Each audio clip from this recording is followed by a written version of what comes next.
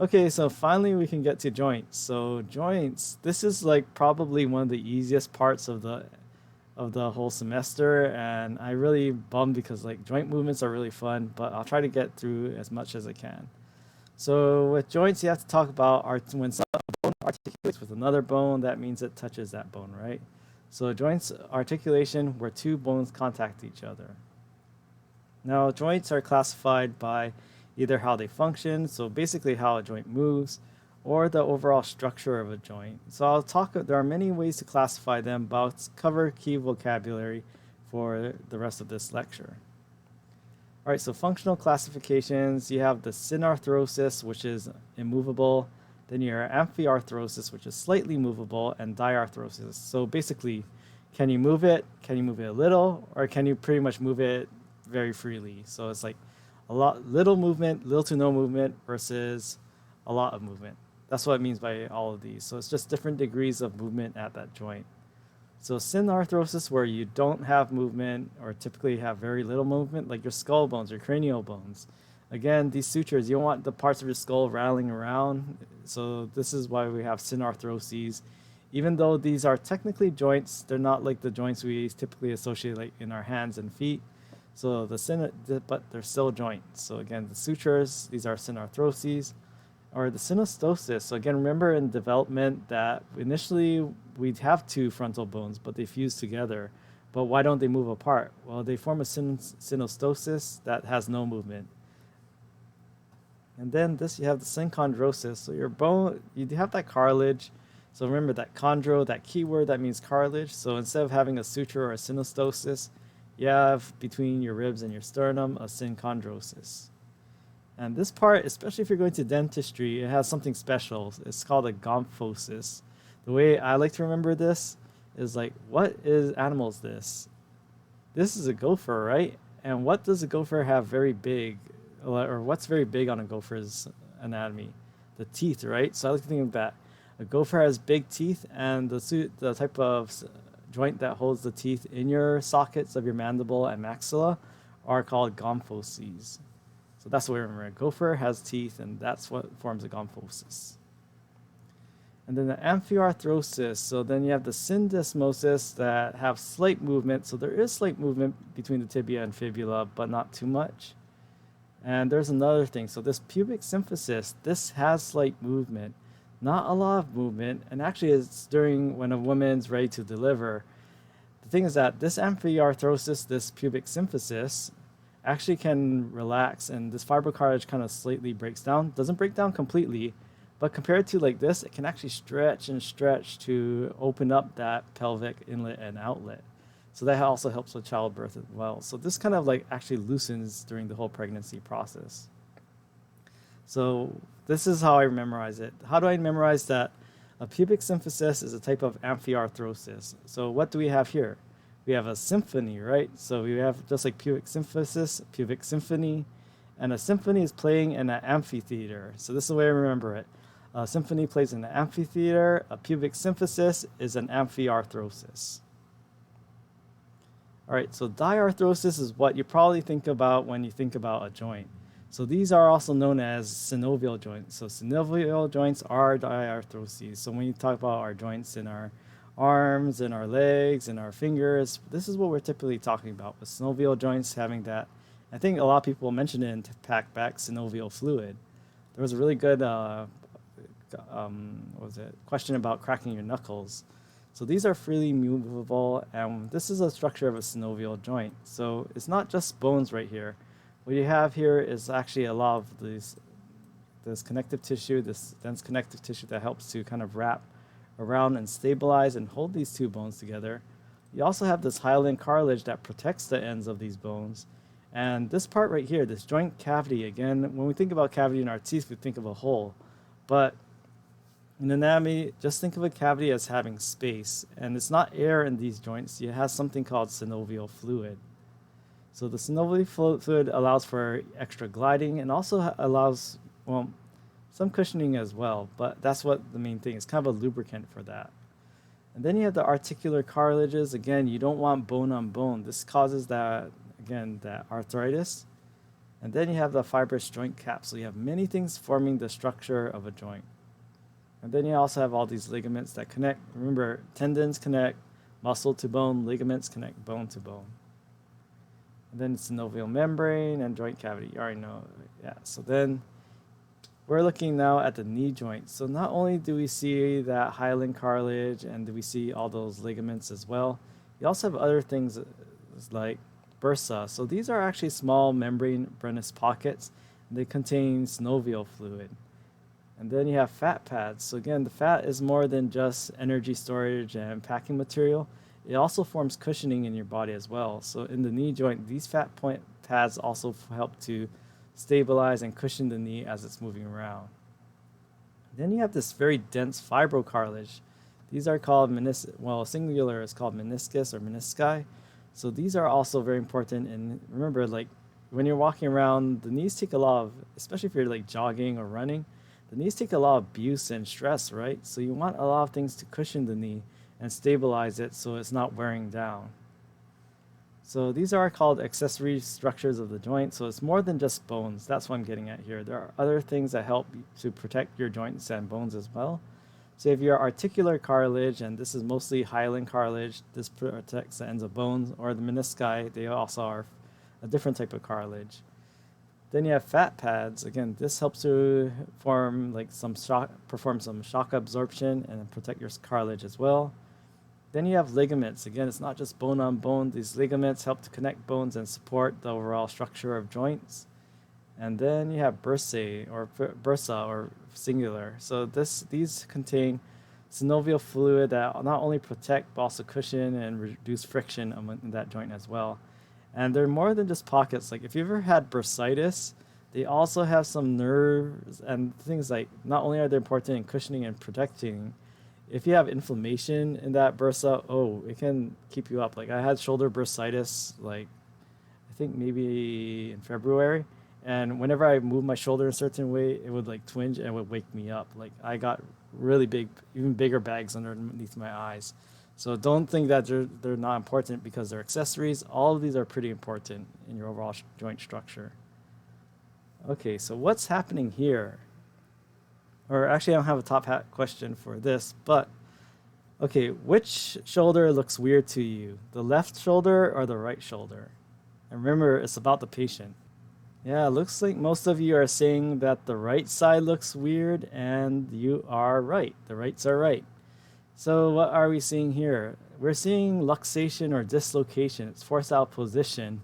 So yeah, this poor guy's humerus has been forced out position. Again, what we're seeing here is not the point of his humerus. His humerus is down here. We're probably seeing his acromion poking out right there. You don't see that in his left shoulder. And so that's luxation. And subluxation isn't as dramatic as this full dislocation. It's like a partial dislocation. So what's happening is that, again, you have all these ligaments supporting this. And when you have a dislocation, that stretches that ligament. So that's why you may have heard that once you dislocate a joint, it's prone to more dislocations. Well, yeah, if you stretch all these ligaments and things that help to support a joint, it's more prone to stretching again or getting knocked out of place once you start to these structures become compromised, the ones that help to stabilize your joint. And actually, few quick top hat questions. So identify the structure highlighted in blue here. Okay, let's see how everyone did. So a lot of you said glenoid cavity, and a lot of you are correct. If you say glenoid something, yes, you're on the right track. Again, this is not talking about the coracoid process or acromion. Those are the bony parts. So again, the acromion, the point of your shoulder, and the coracoid process anterior and in front of the acromion. All right, so let's go. All right, so why did I bring this up? So again, this is Glen de Croix, and again, you have your acromion here, and the glenoid cavity or fossa, depending on the textbook. Just know it's called the glenoid something, glenoid cavity or fossa. So how are joints named? And this is why I think this is probably one of my favorite chapters in the whole, at least in the first half of the semester. So joints are often named after not just bones, but bone markings as well. So here we have the glenoid cavity or glenoid fossa, and we have our humerus. So what do we think we should call the shoulder joint? Maybe we'll just mash it together. Let's call it the glenohumeral joint. So it's not called the scapulohumeral joint, or maybe in some older textbooks it might be called that, but typically you'll see it called the glenohumeral joint. So this is why you sometimes have to know bone markings, because sometimes these joints, they actually take the bone marking name instead of the overall bone's name. Now, type of dynamic motions, so we have linear movement, angular movement, and rotation. So then gliding movement, the linear movement we talk about here. So things like your carpal bones, and it's kind of funny, like some people, I always do this in like the live class, but try rolling around your wrist. And the thing is, like, sometimes your wrists are able to like form little pockets, and you're able to like move it around as well. And it's kind of funny, like sometimes people hear little clicking noises from all the ligaments sliding around in their hands. Yeah, but again, people are like, oh my God, is something wrong with my wrist? No, that just happens. If there's pain, maybe you want to go get that checked. But again, that's normal if you hear that clicking. So it's not because your bones are grinding against each other. You remember you have the cartilage. But what I'm getting at is that your carpal bones, they do glide against each other. And actually, we don't have time for top hat questions. But, okay, what do you call this bone right here? You call it the clavicle, right? And what do you call this bone right here? We call it the sternum. So what do you think we should call the joint between the sternum and the clavicle? And we did talk about it a little early, like last lecture. So again, this is the sternum. This is the clavicle. So let's call it the sternoclavicular joint. So this is why I love naming joints. It actually makes sense. And this is why you also need to know the bones. If you don't know the bones and some of these markings, you're going to have a hard time memorizing these names. So that's why I love a lot of these joints, because they just mash the names together. It makes sense, unlike the cuneiform bones earlier. So this is why the joint section is one of my favorite parts. And they're moving their sternoclavicular bone. So when you're doing your popping your chest, that's one of the joints you're moving, right? So when you're kind of like moving your clavicle against your sternum, that's when someone's doing hip hop and popping their chest, that's one of the joints they're moving when they're doing that movement. They're moving other joints as well, but I know I have to cut that out later because YouTube is going to pick up the music and they're going to copyright strike or whatever. But yeah, sternoclavicular joint is a movable joint. Okay, so then we have our humerus, and then we have our ulnar bone. So what should we call this joint? Maybe we should call it the humeral ulnar joint. Again, this is why I love joint nomenclature. It makes sense. It's systematic. I wish everything in the anatomy was like this, but yeah. So this is like angular movement. Again, why? Because when you move your elbow joint, you can extend the angle, it will enlarge the angle, and you can decrease the angle. So this is angular movement. And right here we have the knee joint. So tibia, again, that thick one that's more distal. And then you have your thigh bone, your femur, right? What should we call that joint? Maybe we should call it the tibiofemoral joint. So tibiofemoral joint, oh man, that's why I love joints. They're so systematic, they make sense. And then we have our condyles right here in our occipital bone. And then we have our atlas. Remember, your C1, your cervical 1 vertebrae is also called the atlas. So remember, those condyles, they're knuckle-like projections. And remember, these are, instead of being one that tissues grab onto, this is one of those that fit into some other like depression or hole. In this case, we have these superior articular facets in the atlas. So atlas plus occipital. And this is where it gets a little tricky. Like instead of saying Atlanto-occipital, they call it Atlanto-occipital joint. So they kind of changed that latter part of the atlas a little to make it a little more maybe Latinized or whatever.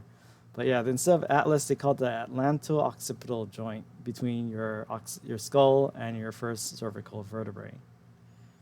And this is the one that, this is again between your C1 and your C2. So remember, your C1, that is your atlas, and your C2, your cervical 2 vertebrae that has the dens, this little post right here, that's called your axis. And remember, things rotate on an axis. So what they call this joint is called the Atlantoaxial joint. So again, this atlas is forming an Atlanto prefix instead of just as is atlas, but still taking the two bones and making a joint name from just adding their names together. Again, I love it. It makes sense. So, do they have the same movements?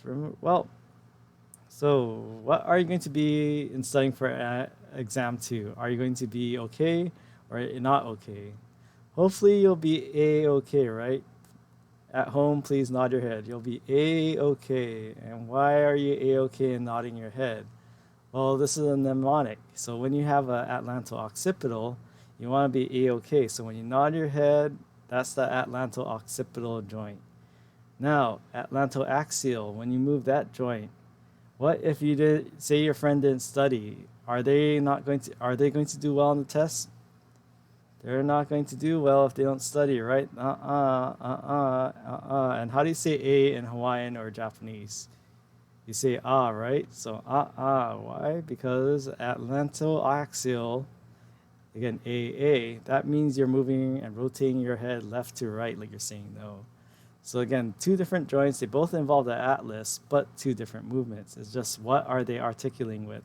If you have your skull and your atlas, then it's that A-OK. If it's your axis and atlas, then it's that left and right rotational movement. All right, so we're over time, and I think we'll save the rest of the joints for Monday. So enjoy your weekend, and yes, I can actually do office hours today. I thank you for your patience, and thank you for not making big noise during this lecture, mister. But yes, all right, okay, see everyone on Friday. Take care, stay healthy, all right?